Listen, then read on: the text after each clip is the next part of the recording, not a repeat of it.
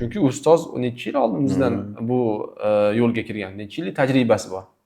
Shuning uchun demak o'zimiz demasdan baribir ustozni demak fikrlarini, instruksiyalariga quloq solsak, ham baraka topamiz, ham Alloh rozi bo'ladi, ham dunyoviy ishimizda ham bir tezroq natijaga erishamiz. Ikkinchidan, endi bu ham juda oddiy deb tuyuladi-ku, lekin ustozga quloq solish kerak. Ya'ni ustoz tajribali inson, o'zini boshidan o'tkazgan odam biladi qanday shu har xil qiyinliklarni tackle qilish, qanday shularda shu Yechishni.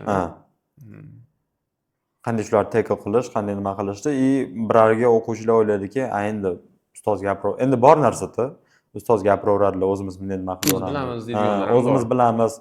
Bu bor narsa-da, ya'ni birarga paytlari ham o'zim ham shunaqa mindlarga, shu fikrlarga kelganman, lekin men juda bundan afsuslanaman. Lekin bu bor narsa, we have to face that. Shuni yo'qotish kerak. Ya'ni ustoz har doim sizga yaxshilik tilaydi, har doim sizni o'sishingizni xohlaydi. Albatta.